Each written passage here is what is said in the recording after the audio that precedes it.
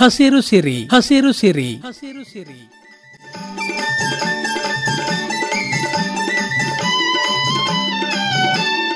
ಪ್ರಸ್ತುತ ಕೃಷಿ ಚಟುವಟಿಕೆಗಳ ಕುರಿತ ಕಾರ್ಯಕ್ರಮ.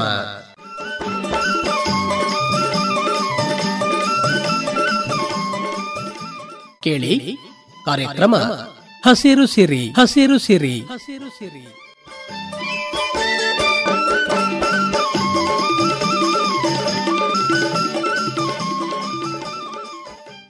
ಪ್ರೀತಿಯ ಕೇಳುಗರೆ ನಮಸ್ಕಾರ. ಇವತ್ತಿನ ಕಾರ್ಯಕ್ರಮಕ್ಕೆ ಸ್ವಾಗತ. ಇವತ್ತಿನ ಕಾರ್ಯಕ್ರಮದಲ್ಲಿ ಕೃಷಿಯಲ್ಲಿ ಆರ್ಥಿಕ ಅಭಿವೃದ್ಧಿಯ ಸಂಗತಿಗಳು ಈ ವಿಷಯಕ್ಕೆ ಸಂಬಂಧಪಟ್ಟ ಹಾಗೆ ಮಾತನಾಡ್ತಾ ಇದ್ದೇವೆ. ಕೃಷಿ ಲಾಭವನ್ನು ತರುವಂತಹ ಒಂದು ಉದ್ಯಮ ಅಲ್ಲ ಅನ್ನುವಂಥದ್ದು ಅನೇಕರ ಅಭಿಪ್ರಾಯ. ಈ ನಿಟ್ಟಿನಲ್ಲಿ ಕೃಷಿಯನ್ನು ಆರ್ಥಿಕವಾಗಿ ನಾವು ಹೇಗೆ ಚೆನ್ನಾಗಿ ಮಾಡಿಕೊಳ್ಬಹುದು, ಒಂದು ಆರ್ಥಿಕ ಗಳಿಕೆಯನ್ನು ಹೇಗೆ ಹೆಚ್ಚಳವನ್ನು ಮಾಡಿಕೊಳ್ಳಬಹುದು, ಯಾವೆಲ್ಲ ಕ್ರಮಗಳನ್ನು ಮತ್ತು ತಂತ್ರಗಳನ್ನು ಅನುಸರಿಸುವ ಮೂಲಕ ಕೃಷಿಯನ್ನು ಲಾಭದಾಯಕವಾಗಿ ಮಾಡಿಕೊಳ್ಳಬಹುದು ಅನ್ನುವಂಥ ವಿಚಾರಗಳನ್ನು ಇವತ್ತಿನ ಕಾರ್ಯಕ್ರಮದಲ್ಲಿ ಪ್ರಸ್ತಾಪವನ್ನು ಮಾಡ್ತಾ ಇದ್ದೇವೆ. ಇತ್ತೀಚೆಗೆ ಕೃಷಿಯಲ್ಲಿ ಸಾಕಷ್ಟು ಸಂಶೋಧನೆಗಳು ಆಗಿದ್ದಾವೆ, ತಂತ್ರಜ್ಞಾನಗಳು ಹೊರಗಡೆ ಬಂದಿದ್ದಾವೆ. ಅವುಗಳನ್ನು ಬಳಕೆ ಮಾಡಿಕೊಳ್ಳುವ ಮೂಲಕ ಕೃಷಿಯನ್ನು ಕೂಡ ಆರ್ಥಿಕವಾಗಿ ಹೆಚ್ಚು ಆದಾಯ ತರುವಂತಹ ಒಂದು ಉದ್ಯಮ ಅಥವಾ ಒಂದು ವೃತ್ತಿಯನ್ನಾಗಿ ಪರಿಗಣನೆಯನ್ನು ಮಾಡಿಕೊಳ್ಳಬಹುದು. ಇವುಗಳ ಬಗ್ಗೆ ಸಾಕಷ್ಟು ಅರಿವಿನ ಕೊರತೆ ಇರುವುದರಿಂದಾಗಿ ಅನೇಕರು ಸಾಂಪ್ರದಾಯಿಕ ಪದ್ಧತಿಗಳನ್ನು ಬಳಕೆ ಮಾಡಿಕೊಂಡು ಇವತ್ತು ಉತ್ಪಾದಕತೆಯನ್ನು ಹೆಚ್ಚಳವನ್ನು ಮಾಡಿಕೊಳ್ಳಿಕ್ಕೆ ಸಾಧ್ಯ ಆಗ್ತಾ ಇಲ್ಲ. ಉತ್ಪಾದನೆ ಮಾಡಿದಂತಹ ಪದಾರ್ಥಗಳೇನಿದ್ದಾವೋ ಅದರಲ್ಲೂ ಕೂಡ ಕೃಷಿ ಉತ್ಪನ್ನಗಳು ಇವುಗಳ ಸಂಸ್ಕರಣೆಯತ್ತ ಒಲವನ್ನು ತೋರಿಸ್ತಾ ಇಲ್ಲ, ಮೌಲ್ಯವರ್ಧನೆಯತ್ತ ಒಲವನ್ನು ತೋರಿಸ್ತಾ ಇಲ್ಲ. ಕೃಷಿಯನ್ನು ಲಾಭದಾಯಕವಾಗಿ ಮಾಡಿಕೊಳ್ಳುವ ನಿಟ್ಟಿನಲ್ಲಿ ಯಾವೆಲ್ಲ ಸಂಗತಿಗಳು ನಮಗೆ ಅನುಕೂಲವನ್ನು ಉಂಟು ಮಾಡುತ್ತೆ ಅನ್ನುವಂಥ ವಿಚಾರಗಳನ್ನು ಇವತ್ತಿನ ಕಾರ್ಯಕ್ರಮದಲ್ಲಿ ನಾವು ತಿಳಿದುಕೊಳ್ಳೋಣ. ಹೆಚ್ಚಿನ ಮಾಹಿತಿಯನ್ನು ಮಾಡಿಕೊಡ್ತಾ ಇದ್ದಾರೆ ಹಾಸನದ ಕಾರೆಕೆರೆ ಸಮೀಪ ಇರುವಂತಹ ಕೃಷಿ ಮಹಾವಿದ್ಯಾಲಯದ ಕೃಷಿ ಅರ್ಥಶಾಸ್ತ್ರ ವಿಭಾಗದ ಸಹಾಯಕ ಪ್ರಾಧ್ಯಾಪಕರಾದ ಡಾಕ್ಟರ್ ಎಸ್ ಶಶಿಕಿರಣ್ ಅವರು. ಡಾಕ್ಟರೇ, ತಮಗೆ ನಮಸ್ಕಾರ, ಕಾರ್ಯಕ್ರಮಕ್ಕೆ ಸ್ವಾಗತ. ನಮಸ್ಕಾರ ಸರ್. ಕೃಷಿ ಅನ್ನುವಂಥದ್ದು ಆರ್ಥಿಕವಾಗಿ ಅಂತಹ ಒಂದು ಒಳ್ಳೆಯ ಒಂದು ವೃತ್ತಿ ಅಲ್ಲ, ಒಂದು ವಲಯ ಅಲ್ಲ ಅನ್ನುವಂತಹ ಒಂದು ಅಭಿಪ್ರಾಯ ಇದೆ. ತಾವು ಏನಂತೀರ ಕೃಷಿ ಆರ್ಥಿಕ ತಜ್ಞರಾಗಿ? ನಮ್ಮ ಜನರಿಗೆ ಕೃಷಿ ಅಂದರೆ ಲಾಭ ಇಲ್ಲ, ಕೃಷಿ ಮಾಡೋದ್ರಿಂದ ನಷ್ಟ ಆಗುತ್ತೆ, ಅದರಿಂದ ಏನು ಪ್ರಯೋಜನ ಇಲ್ಲ ಅಂದ್ಬಿಟ್ಟು ಬೇರೆ ಬೇರೆ ಉದ್ಯಮ ಕಡೆಗೆ ಅಥವಾ ಮಕ್ಕಳನ್ನ ಅಥವಾ ಈಗೇನು ಎಸ್ಪೆಷಲಿ ಯುವಕರು ಏನಿದ್ದಾರೆ ಅವರೆಲ್ಲ ಬೇರೆ ಬೇರೆ ಉದ್ಯಮಗಳಿಗೆ ಮುಖ ಮಾಡ್ತಾ ಇದ್ದಾರೆ. ಅವರಲ್ಲಿ ಫಸ್ಟು ನಾನು ಕೆಲವು ಅಂಶಗಳನ್ನ ಈ ಕಾರ್ಯಕ್ರಮದ ಮೂಲಕ ಮನದಟ್ಟು ಮಾಡಲಿಕ್ಕೆ ಇಷ್ಟಪಡ್ತೀನಿ. ಈ ಕಾರ್ಯಕ್ರಮದಲ್ಲಿ ಏನು ಕೃಷಿ ಲಾಭದಾಯಕ ಅಥವಾ ಆರ್ಥಿಕವಾಗಿ ಅದು ಅಭಿವೃದ್ಧಿ ಆಗಲಿಕ್ಕೆ ಸಹಾಯ ಮಾಡುತ್ತೆ ಅನ್ನೋ ಅಂಶ ಬಗ್ಗೆ ಏನು ಮಾತಾಡಲಿಕ್ಕೆ ನಾನು ಇವತ್ತು ಇಲ್ಲಿ ಇದ್ದೀನಿ. ಅದು ಟಾಪಿಕ್ಗೆ ಹೋಗೋದಕ್ಕಿಂತ ಮುಂಚೆ ಕೆಲವು ಅಂಶಗಳನ್ನ ನಾನು ಅವ್ರಿಗೆ ಅಥವಾ ಈ ಕೇಳುಗರಿಗೆ ಅರ್ಥ ಮಾಡಲಿಕ್ಕೆ ಇಷ್ಟಪಡ್ತೀನಿ. ಯಾಕೆಂದರೆ ಈ ಭಾವನೆ ಬೇರೆ ಯಾವುದೋ ಒಂದು ಪ್ರಾಚೀನ ಅಥವಾ ಬೇರೆ ಫಾರಿನ್ ಕಂಟ್ರೀಸಲ್ಲಿ ಬಂದರೆ ಅದು ವಸ್ತು ಅನ್ಸಲ್ಲ. ನಮ್ಮ ದೇಶ ಕೃಷಿ ದೇಶ ಆಗಿದ್ದು ಇದರಲ್ಲಿ ಸುಮಾರು 60% ಜನ ಪ್ರತ್ಯೇಕ ಮತ್ತು ಪರೋಕ್ಷವಾಗಿ ಕೃಷಿ ಮೇಲೆ ಅವಲಂಬಿತರಾಗಿದ್ದಾರೆ. ಇಂಥ ಒಂದು ದೇಶ ಇಟ್ಕೊಂಡು ನಾವು ಕೃಷಿ ಸರಿ ಇಲ್ಲ ಅಥವಾ ಕೃಷಿಯಲ್ಲಿ ನಮಗೆ ನಷ್ಟ ಆಗುತ್ತೆ, ಆದಾಯ ಇಲ್ಲ, ಆರ್ಥಿಕವಾಗಿ ನಾವೇನು ಬೆಳವಣಿಗೆ ಕಾಣಕ್ಕಾಗಲ್ಲ ಅನ್ನೋಂಥ ಭಾವನೆ ಖಂಡಿತವಾಗ್ಲೂ ಬರಬಾರ್ದು. ಈಗ ಆಲ್ರೆಡಿ ಮೂಡಿದೆ. ಸೊ ಅವರಿಗೆ ನಾನು ಕೆಲವು ಅಂಶಗಳನ್ನ ಹೇಳ್ತೀನಿ. ಈಗ ಆಲ್ರೆಡಿ ಹೇಳ್ದಂಗೆ ಸುಮಾರು 55-60% ಜನ ಪ್ರತ್ಯಕ್ಷ ಅಥವಾ ಕಾರ್ಮಿಕರಾಗ್ಬೋದು ಅಥವಾ ಬೇರೆ ಬೇರೆ ಕೃಷಿ ಸಂಬಂಧಿತ ಉದ್ಯಮಗಳಲ್ಲಿ ಕೂಡ ಕೆಲಸ ಮಾಡ್ತಾ ಇದ್ದಾರೆ. ಸೊ ನಮ್ಮ ದೇಶದಲ್ಲಿ ಕಳೆದ ವರ್ಷ ಏನು 24 ಮತ್ತು 25ನೇ ಸಾಲಿನಲ್ಲಿ 354 ಮಿಲಿಯನ್ ಟನ್ಸ್ ಅಷ್ಟು ಉತ್ಪಾದನೆ, ನಮ್ಮ ಕೃಷಿ ಉತ್ಪಾದನೆ ಆಗಿರೋದು. ಇದು ಫಸ್ಟ್ ಹೈಯೆಸ್ಟ್ ಇಲ್ಲಿವರೆಗೂ. ಏನು ನಮ್ಮ ಸ್ವತಂತ್ರ ಬಂದು ಮತ್ತೆ ಏನು ಗ್ರೀನ್ ರೆವಲ್ಯೂಷನ್ ಅಂತ ಮಾತಾಡ್ತೀವಿ, ಹಸಿರು ಕ್ರಾಂತಿ ಎಲ್ಲ ಆಗಿ ಕೂಡ ಇಷ್ಟಾಗುತ್ತೆ ಅಂತ ಯಾರು ಅಂದಾಜು ಮಾಡೋಕ್ಕಾಗಿರ್ಲಿಲ್ಲ. ಬಟ್ ಅದರಲ್ಲಿ ಕೆಲವು ಅಂಶನ ಗಮನಿಸ್ಬೋದು. ಬಹುತೇಕ ಕಾಂಟ್ರಿಬ್ಯೂಷನ್ ಅಂದರೆ ಭತ್ತ, ರೈಸು, ಗೋಧಿ, ಮೇಜು ಇವ್ರ ಮೇಲೆ ಇದೆ. ಅದೇ ಪಲ್ಸಸ್ಗಳಲ್ಲಿ ಕಾಂಟ್ರಿಬ್ಯೂಷನ್ ತುಂಬ ಕಡಿಮೆ ಇದೆ. ಮತ್ತೆ ಬೆಳವಣಿಗೆ ಏನಿದೆ ಲಾಸ್ಟ್ ವರ್ಷದಿಂದ ಅಂದಾಜು 6.6% ಅಷ್ಟು ನಾವು ಏರಿಕೆನ ಕಾಣ್ತಾ ಇದ್ದೀವಿ. ಇದು ಕೂಡ ಹೈಯೆಸ್ಟ್. ಫಸ್ಟು ನಮ್ಮ ದೇಶದಲ್ಲಿ ಯಾವ ವರ್ಷನೂ ಇಷ್ಟು 350 ದಾಟಿರಲಿಲ್ಲ. 300 ದಾಟಿದ್ದಾಗ ನಾವು ಖುಷಿ ಪಟ್ಟಿದ್ವಿ ಕೋವಿಡ್ ಟೈಮಲ್ಲಿ. ಕೋವಿಡ್ ಟೈಮಲ್ಲಿ ಏನಾಯಿತು, ಸುಮಾರು ಜನ ಎಲ್ಲ ವಾಪಸ್ ಹಳ್ಳಿಗಳಿಗೆ ಬಂದರು, ರೈತರೆಲ್ಲ ಕೃಷಿಲಿ ತೊಡಗಿಸ್ಕೊಂಡ್ರು. ಆವಾಗ ಉತ್ಪಾದನೆ ಜಾಸ್ತಿ ಆಗಿತ್ತು ಅಂತ ಅಂದ್ಕೊಂಡ್ವಿ. ಬಟ್ ಕೋವಿಡ್ ಆಗಿ ಈಗ ನಮ್ಮ 4-5 ವರ್ಷ ಆದರೂ ಕೂಡ ಮತ್ತೆ ಯಥಾಸ್ಥಿತಿ ಆಗುತ್ತೆ, ಕಡಿಮೆ ಆಗುತ್ತೆ. ನಮಗೆ ಜನಸಂಖ್ಯೆ ಹೆಚ್ಚಾಗ್ತಾ ಇದೆ, ಹೇಗೆ ಅವ್ರಿಗೆ ನಿರ್ವಹಣೆ ಮಾಡೋದು, ಕೃಷಿ ಉತ್ಪನ್ನಗಳನ್ನ ಒದಗಿಸೋದು, ಆಹಾರ ಪೂರೈಕೆ ಮಾಡೋದು ಅನ್ನೋವಂಥ ಇತ್ತು. ಆದರೂ ಈಗ ನೋಡಿ, ನಂಬಿಕೆ ಏನು, ಕೃಷಿ ಇಲ್ಲ, ನಾವು ಕೃಷಿ ಬಿಟ್ಟು ಹೋಗ್ತೀವಿ ಅನ್ನೋ ನಮ್ಮ ಜನ ನಂಬಿಕೆ ಇದ್ದರೂ ಕೂಡ, ಆ ಥರ ಅಂದ್ಕೊಂಡಿದ್ರು ಕೂಡ ಆಲ್ರೆಡಿ 354 ಮಾಡಿದ್ದಾರೆ. ಇದ್ರ ಮೌಲ್ಯ 26.42 ಲಕ್ಷ ಕೋಟಿ ಇದೆ. ನಮ್ಮ ದೇಶಕ್ಕೆ ಈ ನಮ್ಮ ಕೃಷಿಯಿಂದ ಒಂದು ವರ್ಷದಲ್ಲಿ ಏನು ಉತ್ಪಾದನೆ ಆಯಿತು ಅದನ್ನು ನಾವು ವ್ಯಾಲ್ಯೂ ಟರ್ಮ್ಸ್ ಅಂತ ಅಂತೀವಿ. ಮೌಲ್ಯಕ್ಕೆ ನಾವು ಪರಿವರ್ತನೆ ಮಾಡಿದಾಗ 26.42 ಲಕ್ಷ ಕೋಟಿ ಅಷ್ಟಿದೆ. ಸೊ ಇದನ್ನು ನಮ್ಮ ಸರ್ಕಾರದವರು ಕೂಡ ಏನು ಇನ್ನು 10 ವರ್ಷದಲ್ಲಿ 1 ಟ್ರಿಲಿಯನ್ ಮಾಡಬೇಕು, ಕೃಷಿಯಿಂದನೇ 1 ಟ್ರಿಲಿಯನ್ ನಮ್ಮ ಭಾರತ ಅಥವಾ ದೇಶದ ಆರ್ಥಿಕತೆಗೆ ಸಪೋರ್ಟ್ ಮಾಡಬೇಕು ಅನ್ನೋ ಒಂದು ಉದ್ದೇಶಗಳನ್ನ ಇಟ್ಕೊಂಡಿದ್ದಾರೆ. ಸೊ ಈ ಥರದ್ದೆಲ್ಲ ಬೆಳವಣಿಗೆಗಳು ಇದ್ದಾಗ ನಾವು ಕೃಷಿಲಿ ನಾವು ಫಸ್ಟ್ ನಂಬಿಕೆ ಇಟ್ಕೊಂಡು ಅದರಲ್ಲಿ ನಾವು ಕರೆಕ್ಟಾಗಿ ಮಾಡ್ತಾ ಹೋದರೆ ಖಂಡಿತವಾಗ್ಲೂ ಲಾಭ ಬರುತ್ತೆ. ಸೊ ಈಗ ಆಲ್ರೆಡಿ ಗೊತ್ತಿದ್ದಂಗೆ ಈಗ ನೀತಿ ಆಯೋಗ ಆಗ್ಬೋದು, ಕೇಂದ್ರ ಸರ್ಕಾರ ಆಲ್ರೆಡಿ ಹೇಳ್ತಾ ಬಂದಿದೆ ಡಬ್ಲಿಂಗ್ ಆಫ್ ಫಾರ್ಮರ್ಸ್ ಇನ್ಕಮ್ ಅಂತ ಅಂತಿದ್ದಾರೆ. ಅಂದರೆ ಏನೀಗ ಆರ್ಥಿಕ ಅಥವಾ ಲಾಭ ಏನು ಗಳಿಸ್ತಾ ಇದ್ದಾರೆ ಅದನ್ನು ದ್ವಿಗುಣಗೊಳಿಸ್ಬೇಕು. ಸೊ ಅವಾಗ ಏನನ್ಸುತ್ತೆ, ಈಗ ಬೇರೆ IT ಕಂಪ್ನೀಸು, ಡಾಕ್ಟ್ರು, ಇಂಜಿನಿಯರ್ ಅಂತ ಎಲ್ಲರೂ ಅಲ್ಲಿಗೆ ಹೋಗ್ತಾ ಇದ್ದಾರೆ. ಯಾಕೆಂದರೆ ಅವ್ರಿಗೆ ಅಶ್ಯೂರ್ಡ್ ಇನ್ಕಮ್ ಬರುತ್ತೆ. ರೈತರಿಗೆ ಹೆಂಗಪ್ಪ ಹೇಳೋಕ್ಕಾಗಲ್ಲ ಅನ್ನೋದಿರುತ್ತೆ. ಆದರೆ ಅವ್ರದ್ದು ಈಗ ಬರ್ತಿರೋದು ಅವರ ಜೀವನೋಪಾಯಕ್ಕೆ ಆಗಷ್ಟಿದೆ, ಅದನ್ನು ನಾವು ದ್ವಿಗುಣಗೊಳಿಸ್ಬೇಕು ಅನ್ನೋ ಒಂದು ಟಾರ್ಗೆಟ್ ಇಟ್ಕೊಂಡಿದ್ದಾರೆ. ಅದಕ್ಕೆ ಕೆಲವೊಂದು ಆ್ಯಕ್ಟಿವಿಟೀಸ್ ಅಥವಾ ಚಟುವಟಿಕೆಗಳನ್ನ ಮಾಡಿದಾಗ ರೈತರು ಕೂಡ ಆಸಕ್ತಿಯಿಂದ ಮಾಡ್ತಾರೆ. ಅದು 1 ವರ್ಷ 2 ವರ್ಷ ಆದಮೇಲೆ ಕೈ ಬಿಡೋ ಅಂಥ ಕೆಲಸಗಳಾಗುತ್ತೆ, ಅಥವಾ ಅದನ್ನೆಲ್ಲ ಮುಂದುವರ್ಸಲ್ಲ, ಅಥವಾ ಇನ್ಯಾವುದೋ ಒಂದು ಅವಕಾಶ ಕಂಡಾಗ ಆ ಕಡೆಗೆ ಬದಲಾಗೋದು, ಈ ಥರದ್ದು ಆಗ್ತಾ ಇದೆ. So doubling of farmers income ಏನು ದ್ವಿಗುಣಗೊಳಿಸ್ಬೇಕು ಅಂತ ನಮ್ಮ ಮನಸ್ಸಲ್ಲಿದೆ ಅಥವಾ ಏನು ಉದ್ದೇಶ ಇದೆ, ಅದ್ರ ಜೊತೆಗೆ ಏನು ಅಂದರೆ ಸಸ್ಟೈನಬಿಲಿಟಿ ಅಂತೀವಿ, ಅಂದರೆ ಸುಸ್ಥಿರವಾಗಿರಬೇಕು. ಅಂದರೆ 1 ವರ್ಷ ಬರೋದು, 1 ವರ್ಷ ಹೆಚ್ಚಾಗೋದು, 1 ವರ್ಷ ಕಡಿಮೆ ಆಗೋದು ಅಂತಲ್ಲ. ಕೃಷಿಯಿಂದ ಪ್ರತಿ ವರ್ಷನೂ ಹಂತವಾಗಿ ಮೇಲೇರ್ಕೊಂಡು ಒಂದು ಸ್ಥಿರತೆಯನ್ನು ಕಾಪಾಡಬೇಕಾಗುತ್ತೆ. ಸೊ ಈಗ ನಾನು ಹೇಳ್ದಂಗೆ ಈಗ GDP ಅಥವಾ ನಾವೇನು ಆರ್ಥಿಕತೆ ಅಂತ ಹೇಳ್ತೀವಿ, ಸೊ ಅದಕ್ಕೆ ವರ್ಷದಿಂದ ವರ್ಷಕ್ಕೆ ಕೃಷಿ ನಾವೆಲ್ಲ ಈಗ ಒಂದು 20-25 ವರ್ಷದ ಹಿಂದೆ ಹೋದಾಗ 20%ಗಿನ್ನ ಜಾಸ್ತಿ ಇತ್ತು ಕೃಷಿಯಿಂದ. 2020ರಲ್ಲೇ ಮೊದಲನೇ ಬಾರಿಗೆ ಅದು ಮತ್ತೆ 20% ಆಯಿತು. ಅಂದರೆ ಕೃಷಿಯಿಂದ ನಮ್ಮ GDP ಅಂತ ಹೇಳ್ತೀವಿ ದೇಶದ ಆರ್ಥಿಕತೆಗೆ 20% ರೀಚ್ ಆಗಿದ್ದು 17 ವರ್ಷದ ನಂತರ. ಸೊ ಈಗ ಮತ್ತೆ ಅದು 17 ಪಾಯಿಂಟ್ ಸಮಥಿಂಗ್ ಬಂದಿದೆ, ಅಂದರೆ 17ರಿಂದ 18% ಇದೆ. ಹೆಚ್ಚು ನಮಗೆ ಸೇವೆ ಇದರಲ್ಲಿ ಬರ್ತಾ ಇದೆ, 55% ಅಷ್ಟು ಬರ್ತಾ ಇದೆ. ಸೊ ಸೇವಾ ಉದ್ಯಮದಲ್ಲಿ ಸೊ ಇಷ್ಟು 60% ನಾವು ಕೃಷಿಲಿದ್ದು ಕಾಂಟ್ರಿಬ್ಯೂಷನ್ ನಮ್ಗೆ ಕಡಿಮೆ ಇದೆ. ಅಂದರೆ ಸೊ ನಮ್ಮಲ್ಲೇ ನಾವೆಲ್ಲೋ ಇನ್ನೂ ಅವಕಾಶಗಳನ್ನ ನೋಡ್ತಾ ಇಲ್ಲ, ಅಥವಾ ಹೆಚ್ಚು ಸರಿಯಾದ ಮಾಹಿತಿ ಸಿಗ್ತಾ ಇಲ್ಲ, ಅಥವಾ ಅದ್ರ ಮೇಲೆ ನಾವು ಇನ್ನೂ ಹೊಸದಾಗಿ ಮಾಡ್ತಕ್ಕಂಥ ಕಾರ್ಯಗಳು ಅಥವಾ ಚಟುವಟಿಕೆಗಳಲ್ಲಿ ತೊಡಸ್ಕೊತಾ ಇಲ್ಲ ಅಂತ ನಾವೇ ನಮ್ಮನ್ನು ಒಂದ್ಸಲಿ ಕ್ವಶನ್ ಮಾಡಿಕೊಂಡು ಅದರಲ್ಲಿ ಮಾಡ್ತಾ ಹೋದರೆ ನಿಜವಾಗ್ಲೂ ಇಂಪ್ರೂವ್ ಆಗುತ್ತೆ. ಈಗ ನೋಡಿ, ಸೇವೆ ಆಗ್ಬೋದು ಅಥವಾ ಉತ್ಪಾದನಾ ವಲಯದಲ್ಲಿ ಅದರಲ್ಲೆಲ್ಲ ಹೋದಾಗ ಈಗ ನಿಮಗೆ ಗೊತ್ತಿದ್ದಂಗೆ ನಮ್ಮ ದೇಶ ಪ್ರಪಂಚದಲ್ಲೇ ಆರ್ಥಿಕವಾಗಿ ಬೆಳೀತಾ ಇರೋವಂಥ ದೇಶಗಳಲ್ಲಿ ಮೊದಲನೇ ಸ್ಥಾನದಲ್ಲಿದೆ. ಅಂದರೆ ಫಾಸ್ಟ್ ಗ್ರೋಯಿಂಗ್ ಅಂತ, ಎಕನಾಮಿಕಲಿ ಫಾಸ್ಟ್ ಗ್ರೋಯಿಂಗ್ ಕಂಟ್ರಿ ಅಂತ ಅಂದರೆ ಅದು ನಮ್ಮ ಭಾರತ. ಈಗ ಆಲ್ರೆಡಿ 5ನೇ ಸ್ಥಾನಕ್ಕೆ ಬಂದಿದ್ದಾರೆ, 3.9 ಟ್ರಿಲಿಯನ್. ಮತ್ತು ಅದನ್ನು ನಾವೇನಂತೀವಿ GDPಲಿ ಒಂದು ಪರ್ಚೇಸಿಂಗ್ ಪ್ಯಾರಿಟಿ ಅಂತ ಅಂತೀವಿ. ಅಂದರೆ ನಮಗೆ ಬಂದಿರತಕ್ಕಂಥದ್ರಲ್ಲಿ ಎಕ್ಸ್ಚೇಂಜ್ ಆಗ್ಬೋದು ಅಥವಾ ಅದನ್ನು ಬೇರೆ ಉತ್ಪಾದನೆಗಳನ್ನ ಕೊಂಡ್ಕೊಳೋ ಅಂಥ ಒಂದು ಪವರ್ ಅಂತ ಏನು ಹೇಳ್ತೀವಿ, ಆ ಶಕ್ತಿ ಇಲ್ಲಿ 3ನೇ ಸ್ಥಾನದಲ್ಲಿ ಇದ್ದೀವಿ. ಸೊ ಇಷ್ಟೆಲ್ಲ ಇದ್ದಾಗ ಕೃಷಿಲಿ ನಾವು ಹೇಳ್ದಂಗೆ 50-60% ಜನ ಇರೋರದ್ದು ಕಾಂಟ್ರಿಬ್ಯೂಷನ್ ನಿಜವಾಗ್ಲೂ ಇನ್ನೂ ಹೆಚ್ಚು ಆದರೆ ಏನು ಉದ್ದೇಶ ಇದೆ ಪ್ರಪಂಚದಲ್ಲೇ ನಮ್ಮ ದೇಶ ಫಸ್ಟ್ ಆಗಬೇಕು ಆರ್ಥಿಕತೆಯಲ್ಲಿ ಅನ್ನೋದು ನನ್ಸಾಗೋದ್ರಲ್ಲಿ 2 ಮಾತಿಲ್ಲ. ಏನಂದರೆ ನಾವು ನಂಬಿಕೆ ಇಟ್ಕೊಂಡು ಅದರಲ್ಲಿ ಹೋಗಬೇಕು ಅನ್ನೋದು ಒಂದು. ಮತ್ತು ಇನ್ನೊಂದು, ನಮ್ಮ ದೇಶದಲ್ಲಿ ಕೃಷಿ ರಿಲೇಟೆಡು ನಾವು ಆರ್ಥಿಕತೆಗೆ, ಅದರಲ್ಲೂ ದಕ್ಷಿಣ ಭಾಗದಲ್ಲಿ ಏನಿದೆ, ದಕ್ಷಿಣ ರಾಜ್ಯಗಳು ಕರ್ನಾಟಕ ಆಗ್ಬೋದು, ತಮಿಳುನಾಡು, ಆಂಧ್ರ, ಕೇರಳ ಇವೇ ಹೆಚ್ಚು ಕಾಂಟ್ರಿಬ್ಯೂಟ್ ಮಾಡ್ತಾ ಇರೋದು. ಅದರಲ್ಲೂ ಕೂಡ ಮಹಾರಾಷ್ಟ್ರ ಫಸ್ಟ್ ಇದ್ದರೆ ಕರ್ನಾಟಕ 3ನೇ ಸ್ಥಾನದಲ್ಲಿದೆ. ಅಂದರೆ ಸುಮಾರು 8.7% ಭಾರತ ದೇಶದ GDPಗೆ ನಮ್ಮ ಕರ್ನಾಟಕದಿಂದ ಆಗ್ತಾ ಇದೆ. ಅಂದರೆ ಇಲ್ಲಿ ನಮ್ಮ ದೇಶದಲ್ಲಿ ಇರೋ ಅಷ್ಟು ವೈವಿಧ್ಯ ಮತ್ತು ಇನ್ಯಾವ ದೇಶದಲ್ಲೂ ಇಲ್ಲ. ಒಂದು ಆರ್ಟಿಕಲಲ್ಲಿ ಓದ್ತಾ ನಾನು ತಿಳ್ಕೊಂಡಂಥ ಅಂಶ ಏನಂದರೆ, ನಮ್ಮ ದೇಶದಲ್ಲಿ ಸುಮಾರು 250-260 ಥರದ ವಿವಿಧ ಬೆಳೆಗಳನ್ನು ಬೆಳೆಯೋ ಅಂಥ ವಾತಾವರಣ, ಮಣ್ಣು, ಪರಿಸರ ಎಲ್ಲ ಇದೆ.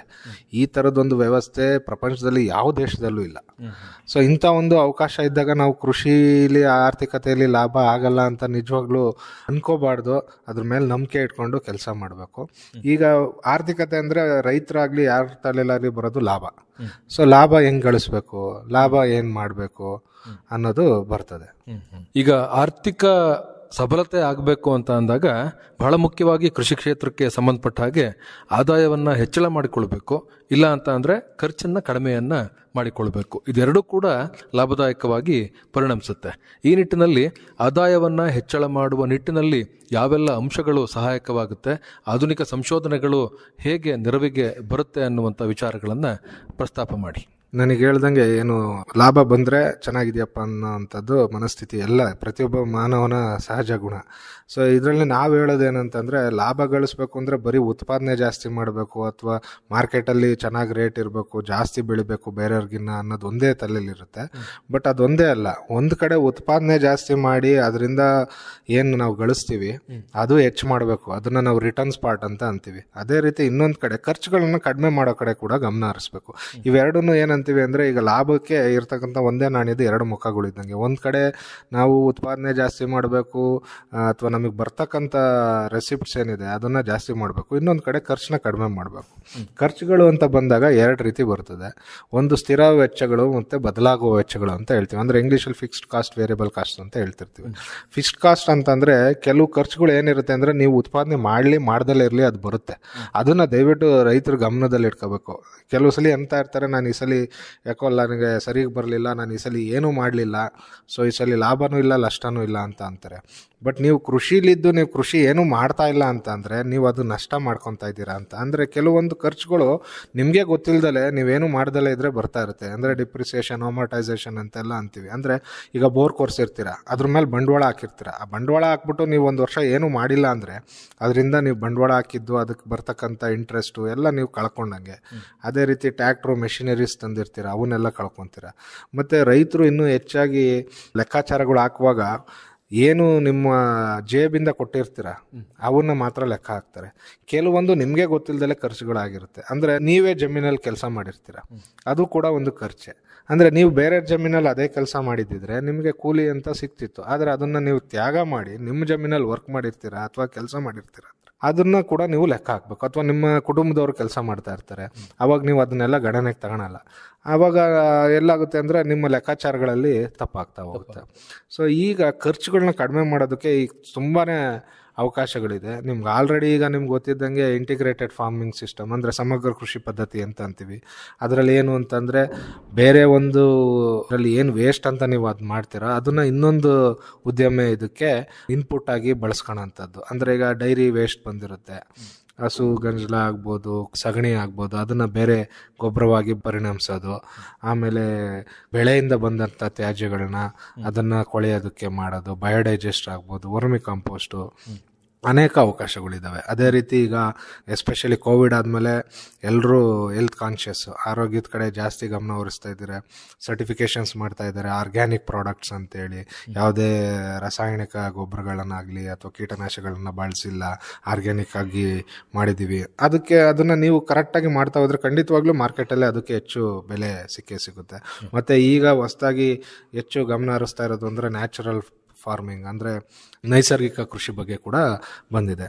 ಸೊ ಕೆಲವು ಅಂಶಗಳು ಅಂದರೆ ಖರ್ಚನ್ನ ಕಡಿಮೆ ಮಾಡಬೇಕು. ನೀವು ಆದಷ್ಟು ಹೊರಗಡೆಯಿಂದ ಏನು ನೀವು ತರ್ತಕ್ಕಂಥ ವಸ್ತುಗಳಿದೆ ನಿಮ್ಮ ಉತ್ಪಾದನೆ ಅಥವಾ ಕೃಷಿ ಚಟುವಟಿಕೆಗಳಿಗೆ ಹೊರಗಡೆಯಿಂದ ದುಡ್ಡು ಕೊಟ್ಟು ತರೋ ಅಂಥದ್ದನ್ನು ನೀವು ಕಡಿಮೆ ಮಾಡ್ಕೋಬೇಕು. ಆದಷ್ಟು ಏನು ನಿಮಗೆ ಬೇಕು ಅನಿಸಿದೆ ಅಥವಾ ಕೃಷಿಗೆ ಅಗತ್ಯ ವಸ್ತುಗಳು ಏನಿದ್ದಾವೆ ಅದನ್ನು ಆದಷ್ಟು ನಿಮ್ಮ ಜಮೀನಿನಲ್ಲೇ ಬೆಳೆಸೋ ಅಂಥದ್ದು ಅಥವಾ ಉತ್ಪಾದನೆ ಆಗೋ ಅಂಥ ಕಾರ್ಯಗಳು ಆಗಬೇಕು. ಈಗ ನಾನು ಹೇಳ್ದಂಗೆ ವರ್ಮಿ ಕಾಂಪೋಸ್ಟ್ ಅಂತ ಏನು ಹೇಳಿದ್ವಿ, ಅದರಲ್ಲಿ ನೀವು ಫಸ್ಟು ಇಂಟಿಗ್ರೇಟೆಡ್ ಫಾರ್ಮಿಂಗ್ ಸಿಸ್ಟಮ್ ಕಡೆ, ಅಂದರೆ ಯಾವುದೇ ಒಂದೇ ಒಂದು ಬೆಳೆ ಮೇಲೆ ನಂಬ್ಕೊಂಡು ಇರಬಾರ್ದು. ನಿಮ್ಮಲ್ಲಿ ಇರ್ತಕ್ಕಂಥ ಎಷ್ಟು ಜಾಗ ಇದೆ ಅದನ್ನು ಆದಷ್ಟು ವಿಂಗಡಣೆ ಮಾಡಿಕೊಂಡು ಸ್ವಲ್ಪ ಭಾಗಕ್ಕೆ ಬೆಳೆ ಇಟ್ಟರೆ ಇನ್ನೊಂದು ಸ್ವಲ್ಪ ಮೇವು ಹಾಕ್ತಕ್ಕಂಥದ್ದು, ಅಥವಾ ಸ್ವಲ್ಪ ಭಾಗಕ್ಕೆ ಹಣ್ಣು ಅಥವಾ ಹೂವು, ಇದನ್ನು ಮಾಡಿದ್ರೆ ಅದು ಎಸ್ಪೆಷಲಿ ಸೀಸನ್ ನೋಡಿಕೊಂಡು ಹಬ್ಬ ಹರಿದಿನಗಳಿಗೆ ಸಿಂಕ್ ಆಗೋ ರೀತಿ ಹೂವುಗಳನ್ನ ಮಾಡಿದ್ರೆ ಖಂಡಿತವಾಗ್ಲೂ ಅವಾಗ ಸಿಗುತ್ತೆ. ಆಮೇಲೆ ಬದುಗಳಲ್ಲಿ ಎಲ್ಲ ವೇಸ್ಟಾಗಿ ಬಿಡೋ ಬದಲು ಕೆಲವು ಹಣ್ಣು ಹಂಪಲುಗಳನ್ನ ಹಾಕೊಂಡ್ರೆ ಮನೆಗೆ ನೀವು ಹೊರಗಡೆ ಹಣ್ಣು ಹಂಪಲು ತರೋದ್ರ ಬದಲು ನೀವೇ ಬೆಳೆದಿರ್ತಕ್ಕಂಥದ್ದು, ಸಾವಯವವಾಗಿ ಬೆಳೆದಿರ್ತಕ್ಕಂಥದ್ದನ್ನು ನೀವು ಬಳಸ್ಬೋದು. ಈಗ ವೇಸ್ಟ್ ರೀಸೈಕ್ಲಿಂಗ್ ಅಂತೀವಿ. ವೇಸ್ಟ್ ರೀಸೈಕ್ಲಿಂಗ್ ಅಂದರೆ ಅದರಲ್ಲಿ ಈಗ ಮೇಜರ್ ವರ್ಮಿ ಕಾಂಪೋಸ್ಟ್ ಆಗ್ಬೋದು, ಬಯೋಡೈಜೆಸ್ಟರ್ ಆಗ್ಬೋದು. ಅಲ್ಲಿ ನೀವೇನು ಮಾಡ್ತೀರಾ, ಈ ಕೃಷಿ ಮತ್ತು ಬೇರೆ ಬೇರೆ ಚಟುವಟಿಕೆ, ಈಗ ಒಂದೆರಡು ಹಸುಗಳನ್ನ ಕಟ್ಕೊಂಡಿರ್ತೀರ, ಕುರಿ ಇರ್ಬೋದು, ಅದನ್ನು ತೊಳೆದಂಥ ನೀರು ಹೋಗೋಂಥದ್ದನ್ನು ನೀವು ಬಯೋಡೈಜೆಸ್ಟ್ ಅಂತಂದರೆ ಒಂದು ಗುಂಡಿ ಮಾಡಿ ಅದನ್ನು ಶೇಖರಣೆ ಮಾಡಿ ಅದನ್ನು ಕೊಳ್ತು ಇದು ಮಾಡಿದಾಗ ಅದು ಒಳ್ಳೆ ಗೊಬ್ಬರ ಆಗುತ್ತೆ ಖಂಡಿತವಾಗ್ಲೂ. ಆವಾಗ ಅದೇ ನೀರನ್ನು ನೀವು ಬಳಸ್ಕೋಬೋದು. ಈಗ ಮೇವಿನ ಬೆಳೆಗೆ ಮತ್ತು ತೆಂಗಿಗೆ, ತೋಟಗಾರಿಕಾ ಬೆಳೆಗಳಿಗೆ ಹಾಕಿದ್ರೆ ನೀವು ಹೊರಗಡೆಯಿಂದ ಬೇರೆ ಗೊಬ್ಬರಗಳನ್ನ ತಂದು ಹಾಕೋ ಅವಶ್ಯಕತೆ ಇಲ್ಲ. ಮರಗಳು ಕೂಡ ಚೆನ್ನಾಗಾಗುತ್ತೆ, ರೋಗ ಮತ್ತು ಕೀಟ ಬಾಧೆಯಿಂದ ಅವು ತಡೆಯುವಂಥ ಶಕ್ತಿ ಕೂಡ ಬರುತ್ತೆ. ಸೊ ನಿಮಗೆ ಹೊರಗಡೆಯಿಂದ ಗೊಬ್ಬರ ಆಗಲಿ, ಕೀಟನಾಶಕ ಅಥವಾ ಬೇರೆ ಏನು ಸ್ಪ್ರೇಗಳು, ಕೆಮಿಕಲ್ಸ್ನ ತರೋವಂಥ ಅವಶ್ಯಕತೆ ಇರಲ್ಲ. ವರ್ಮಿ ಕಾಂಪೋಸ್ಟು ಕೂಡ ಅದೇ ರೀತಿ, ಕಸದಿಂದ ರಸ ಅಂತಲೇ ಹೇಳ್ತಾರೆ ಅದನ್ನು ಮಾಡೋದ್ರಿಂದ ನಿಮಗೆ ಒಳ್ಳೆ ಸಾವಯವ ಗೊಬ್ಬರ ಸಿಗುತ್ತೆ. ಅದರಲ್ಲಿ ಒಳ್ಳೆ ಪೌಷ್ಟಿಕಾಂಶಗಳಿರುತ್ತೆ, ಈವನ್ ಮೈಕ್ರೋ ನ್ಯೂಟ್ರಿಯೆಂಟ್ಸ್ ಕೂಡ ಸಿಗುತ್ತೆ. ಅದರಿಂದ ನೀವು ಎಲ್ಲ ಬೆಳೆಗೂ ಹಾಕ್ಬೋದು ಅದನ್ನು. ಮತ್ತು ಮಣ್ಣಿನ ಗುಣಲಕ್ಷಣಗಳು ಕೂಡ ಚೆನ್ನಾಗಿ ಇಂಪ್ರೂವ್ ಆಗುತ್ತೆ. ಆವಾಗ ನೀವೇನು ಕೆಮಿಕಲ್ಸ್ ಹಾಕಿ ಈಗ ಮಣ್ಣಲ್ಲಿ ಶಕ್ತಿ ಕಳ್ಕೊತಾ ಇದೆ ಅಂತೀರ, ಅದನ್ನು ಕೂಡ ವಾಪಸ್ಸು ಅದನ್ನು ರಿಜ್ಯುವಿನೇಟ್ ಅಂದರೆ ಅದಕ್ಕೆ ಮತ್ತೆ ಮಣ್ಣಿಗೆ ಒಳ್ಳೆ ಶಕ್ತಿ ಕೊಡುವಂಥ ಕಾರ್ಯನ ಮಾಡುತ್ತೆ. ಮತ್ತು IFS ಅಂತ ಹೇಳ್ದಂಗೆ ನೀವು ಡೈರಿ ಮಾಡ್ತಕ್ಕಂಥದ್ದು, ಹಸುಗಳನ್ನ ಇಟ್ಕೊಂಡು ಮಾಡೋವಂಥದ್ದು, ಪೌಲ್ಟ್ರಿ ಇದೆ, ಪಿಗರಿ ಇದೆ. ಮತ್ತು ಈ ಚಟುವಟಿಕೆಗಳಿಂದ ರೈತರು ಯಶಸ್ವಿಯಾಗಿ ಇನ್ನೂ ಜೀವನ ನಡೆಸ್ತಾ ಇರೋ ಅನೇಕ ಉದಾಹರಣೆಗಳಿದೆ. ಈಗ ನಮ್ಮ ಮಹಾವಿದ್ಯಾಲಯದ ವಿದ್ಯಾರ್ಥಿನೇ ಒಬ್ಬರು ಪಿಗರಿ ಯೂನಿಟ್ ಮಾಡ್ಕೊಂಡಿದ್ದಾರೆ. ಪಿಗರಿ ಯೂನಿಟ್ ಮಾಡ್ಕೊಂಡು ತುಂಬ ಚೆನ್ನಾಗಿ ಎಸ್ಟಾಬ್ಲಿಷ್ ಆಗಿದ್ದಾರೆ. ಮುಂಚೆ ಎಲ್ಲ ಇತ್ತು ಹಂದಿ ಸಾಕಾಣಿಕೆ ಅಂದರೆ ಅದು ಕಷ್ಟ, ಚೆನ್ನಾಗಿರಲ್ಲ, ಆ ಥರ ಎಲ್ಲ ಇತ್ತು. ಬಟ್ ಈಗೆಲ್ಲ ಇಲ್ಲ, ಒಳ್ಳೆ ಬ್ರೀಡ್ಸ್ ಎಲ್ಲ ಇದೆ, ಯಾರ್ಕ್ಷೈರ್ಸು ಆ ಥರ ಎಲ್ಲ ಇದೆ. ಅದರಿಂದ ಕೂಡ ಒಳ್ಳೆ ಲಾಭ ಇದೆ. ಅದನ್ನು ಸ್ವಲ್ಪ ಕೃಷಿ ಇಲಾಖೆಯಿಂದ ಇರ್ಬೋದು, ಮತ್ತು ಕೆಲವೊಮ್ಮೆ ನಮ್ಮ ಕಾಲೇಜ್ಗಳಿಂದ ಕೂಡ ಅನೇಕ ತರಬೇತಿಗಳನ್ನ ಮಾಡ್ತಾ ಇರ್ತೀವಿ.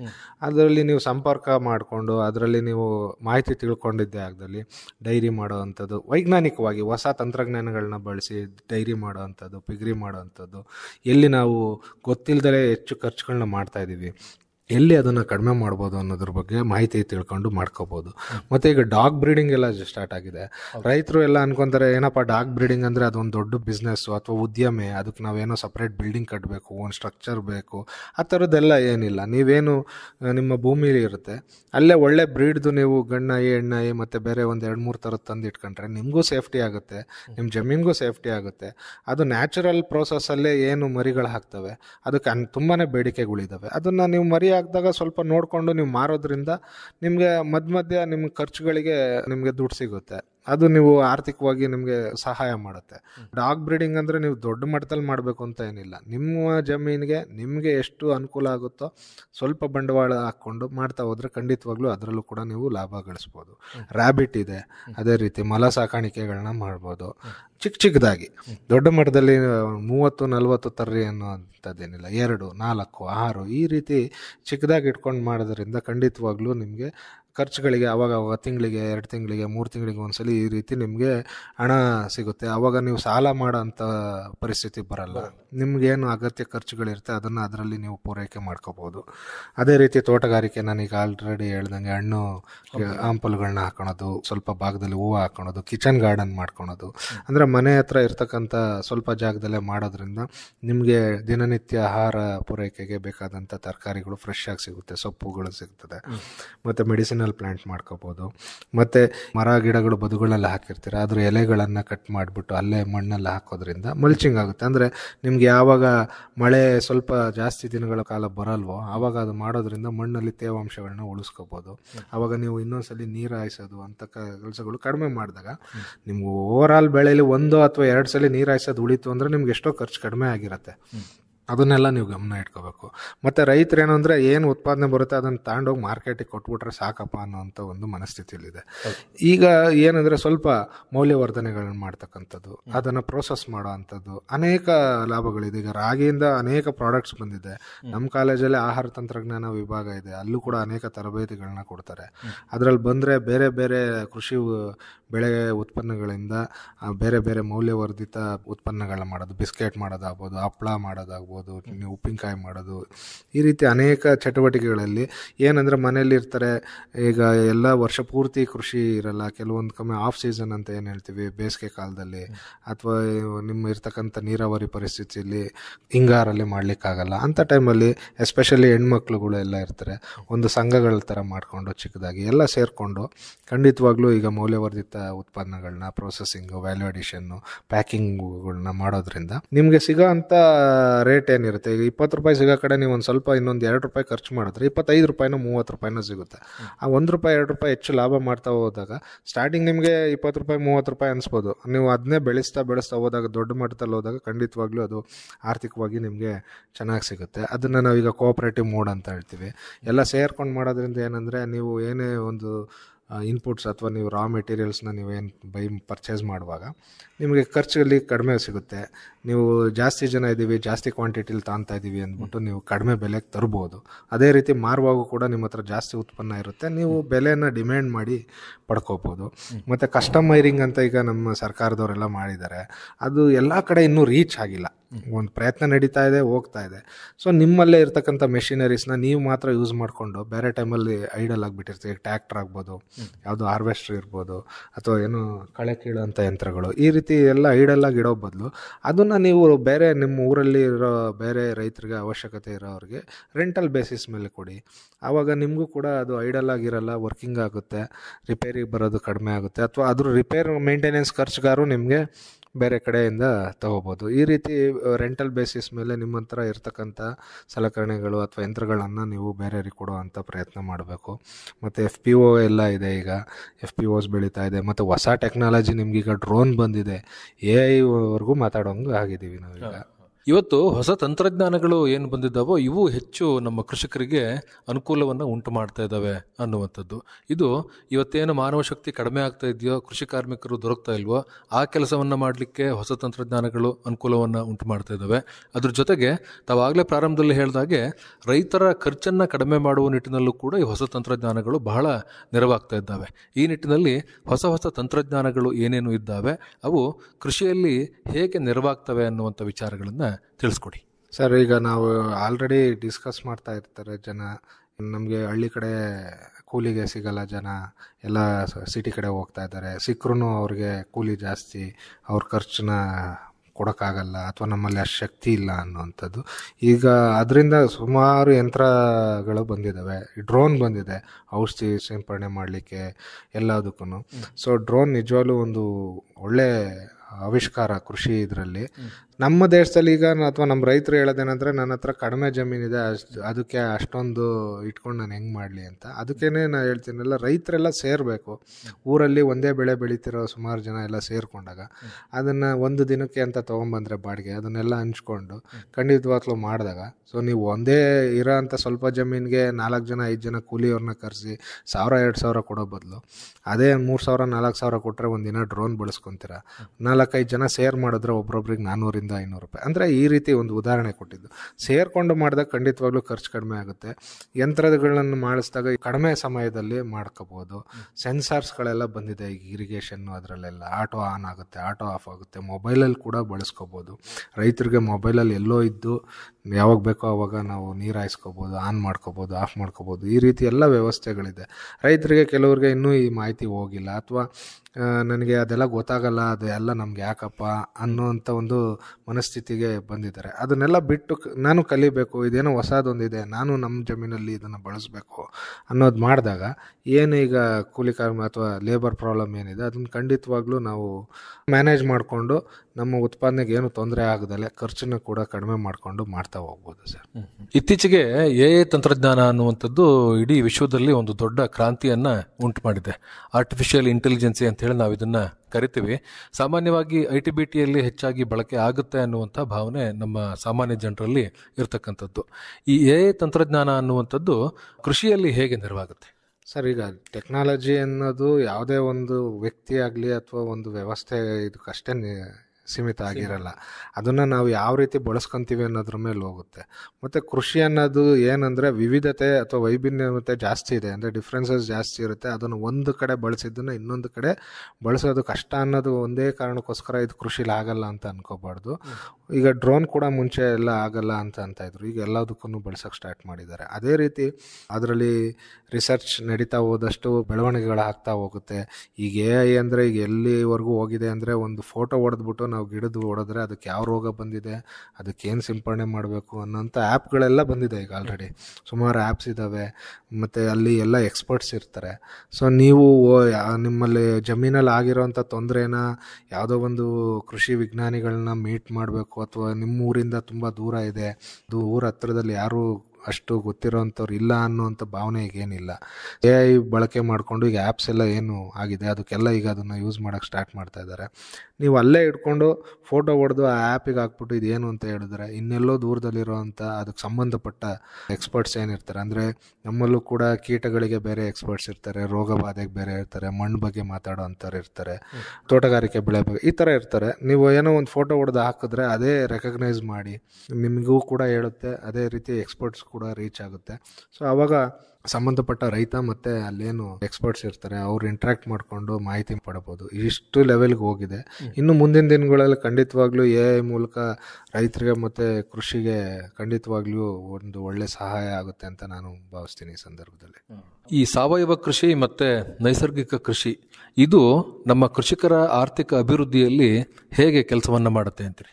ಸರ್, ಅದೇ ಈಗ ಆರ್ಥಿಕ ಪರಿಸ್ಥಿತಿ ಬಗ್ಗೆ ನಾವು ಈಗ ಮಾತಾಡಿದಾಗ ಜಾಸ್ತಿ ಹೇಳಿರೋದೇ ಖರ್ಚನ್ನ ಕಡಿಮೆ ಮಾಡ್ಕೋಬೇಕು, ಹೊರಗಡೆ ಹೋಗಿ ಖರ್ಚು ಮಾಡೋ ಅಂಥದ್ದು ಅಂಥದ್ದನ್ನು ಕಡಿಮೆ ಮಾಡಬೇಕು ಅಂತ. ಅದೆರಡರಲ್ಲೂ ಎಲ್ಲ ಇದರಲ್ಲೂ ಈ ಸಾವಯವ ಕೃಷಿ ಆಗ್ಬೋದು, ನೈಸರ್ಗಿಕ ಕೃಷಿ ಆಗಲಿ ಬಹುಮುಖ್ಯ ಪಾತ್ರ. ಯಾಕೆಂದರೆ ಇದರಲ್ಲಿ ನಾವು ಯಾವುದೂ ಹೊರಗಡೆ ಜಾಸ್ತಿ ಡಿಪೆಂಡ್ ಆಗಲ್ಲ. ಆರ್ಗ್ಯಾನಿಕ್ ಅಂತ ಅಂದರೆ ಏನಂದರೆ ಸಾವಯವವಾಗಿ ಅಥವಾ ರಾಸಾಯನ ಗೊಬ್ಬರಗಳನ್ನ ಅಥವಾ ಹೊರಗಡೆಯಿಂದ ಏನೋ ಸಿಂಪಡಣೆ ಮಾಡೋದನ್ನು ಅವಾಯ್ಡ್ ಮಾಡೋದು. ನೈಸರ್ಗಿಕ ಅಂತ ಅಂದರೆ ನೀವು ಹೊರಗಡೆ ಹೋಗೋದೇ ಇಲ್ಲ, ಒಳಗಡೆ ಮನೆಯಲ್ಲೇ ಇದ್ಬಿಟ್ಟು ಅದು ಜೀವಾಮೃತ, ಬೀಜಾಮೃತ ಈ ರೀತಿ ಎಲ್ಲ ಏನು ಸೀಡ್ ಟ್ರೀಟ್ಮೆಂಟ್ಗಾಗ್ಬೋದು, ಫರ್ಟಿಲೈಸರ್ಸ್ಗಾಗಲಿ ಎಲ್ಲ ಬಳಸ್ತೀವಿ. ಸೊ ಇವೆರಡರಲ್ಲೂ ಏನು ಅಂದರೆ ನೀವು ಹೊರಗಡೆ ಹೋಗಿ ಖರ್ಚು ಮಾಡೋ ಅಂಥದ್ದು ಪ್ರಮೇಯ ತುಂಬಾ ಕಡಿಮೆ. ನೈಸರ್ಗಿಕದಂತೂ ನೀವು ಹೋಗ್ಲೇಬೇಡಿ ಅಂತ ಹೇಳೋ ಅಂಥ ಒಂದು ವ್ಯವಸ್ಥೆ. ಸೊ ಹಂಗಾದಾಗ ನೀವು ಹೊರಗಡೆ ಹೋದಾಗ ಯಾವಾಗ ಖರ್ಚು ಕಡಿಮೆ ಮಾಡ್ತೀರೋ ಆವಾಗ ಆರ್ಥಿಕವಾಗಿ ಅಥವಾ ಲಾಭ ನಿಮಗೆ ರಿಸಿಪ್ಟ್ ಬರುತ್ತೆ, ಅದು ಕಡಿಮೆ ಆದರೂ ಕೂಡ ಲಾಭದಲ್ಲಿ ಅಂಶ ಬಂದಾಗ ಖಂಡಿತವಾಗ್ಲೂ ನಿಮಗೆ ಹೆಚ್ಚು ಆಗ್ತಾ ಹೋಗುತ್ತೆ. ಇವೆಲ್ಲ ಏನು ಅಂದರೆ 1 ವರ್ಷ 2 ವರ್ಷದಲ್ಲಿ ನಿಮಗೆ ರಿಸಲ್ಟ್ ಕೊಡೋ ಅಂಥದ್ದಲ್ಲ.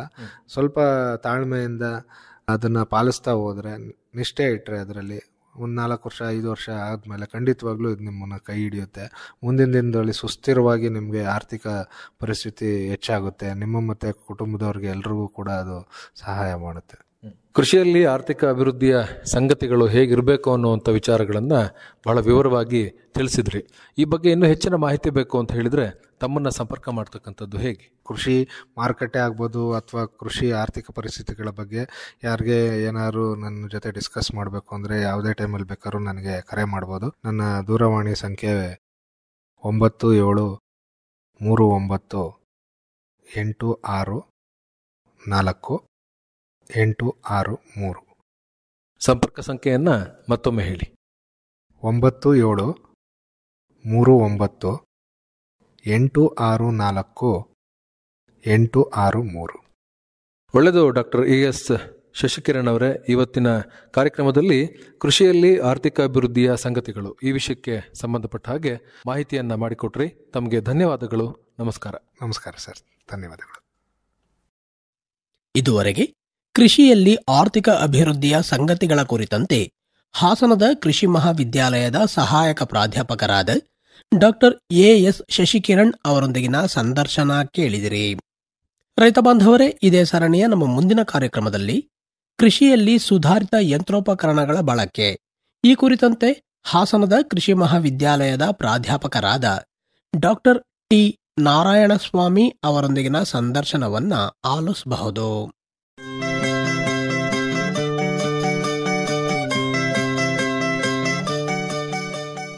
ಇದುವರೆಗೆ ಪ್ರಸ್ತುತ ಕೃಷಿ ಚಟುವಟಿಕೆಗಳ ಕುರಿತ ಕಾರ್ಯಕ್ರಮ ಹಸಿರು ಸಿರಿ ಮೂಡಿಬಂತು.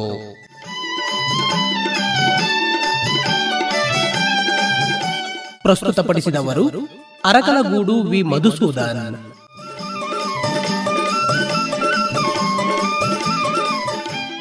ಸಹಕಾರ ಗೋರಾ ರವಿಶಂಕರ್.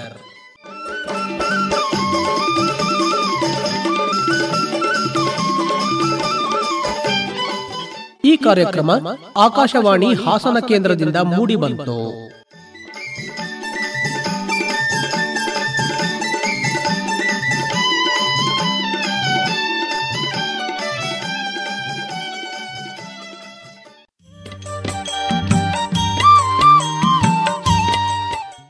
ಕಾರ್ಯಕ್ರಮ ಕೃಷಿ ಲೋಕ.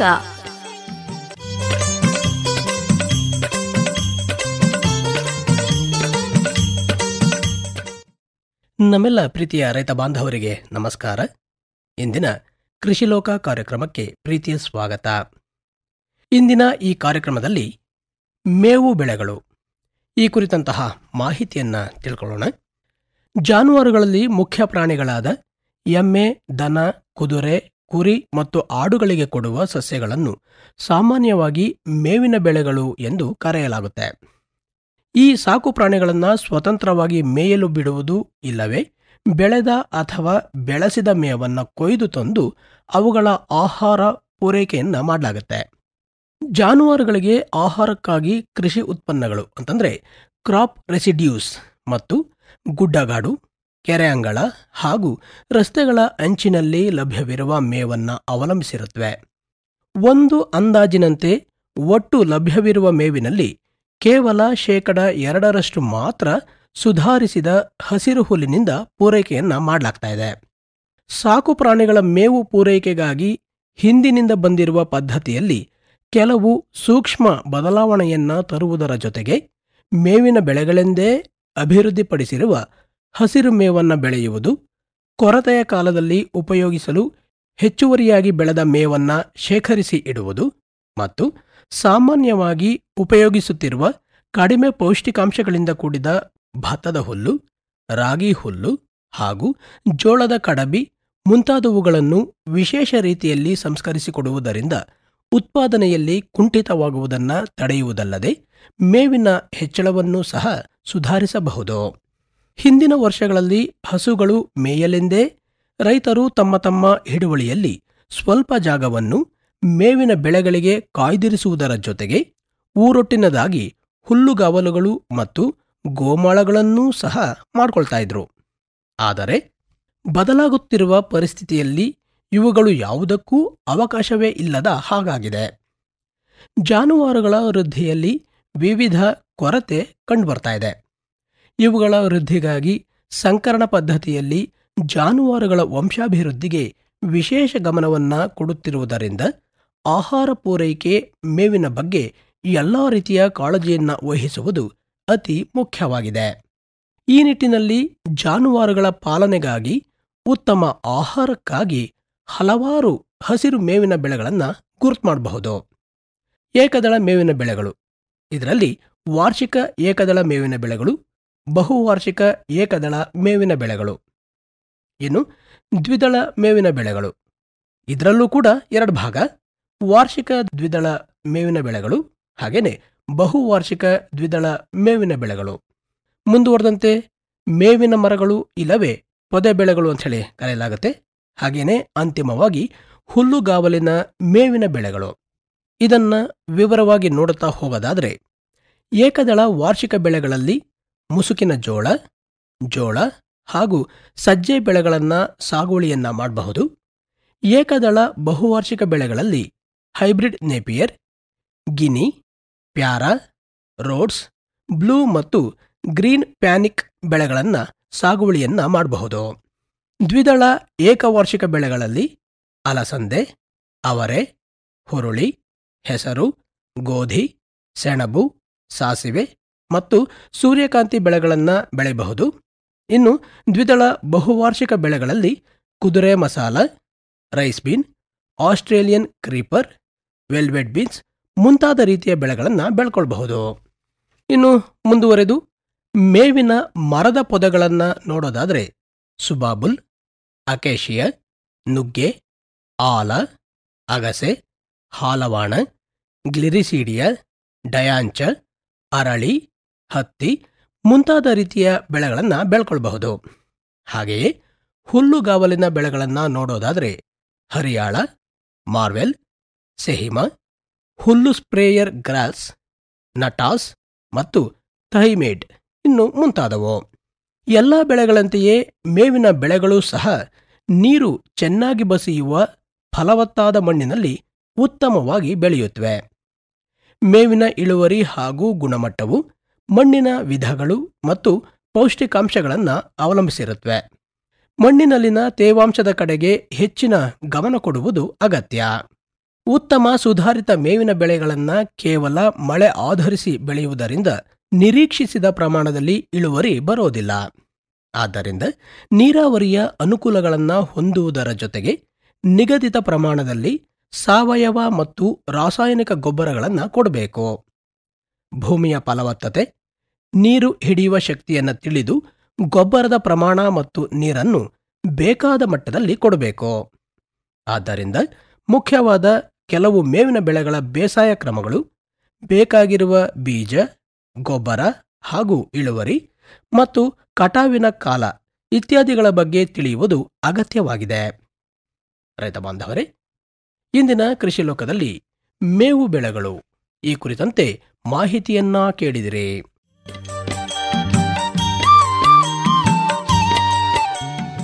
ಇದುವರೆಗೆ ಕಾರ್ಯಕ್ರಮ ಕೃಷಿ ಲೋಕ ಕೇಳಿದಿರಿ. ಕಾರ್ಯಕ್ರಮ ಪ್ರಸ್ತುತಪಡಿಸಿದವರು ಗೋರಾ ರವಿಶಂಕರ್. ಈ ಕಾರ್ಯಕ್ರಮ ಹಾಸನ ಆಕಾಶವಾಣಿ ಕೇಂದ್ರದಿಂದ ಬಿತ್ತರವಾಯಿತು.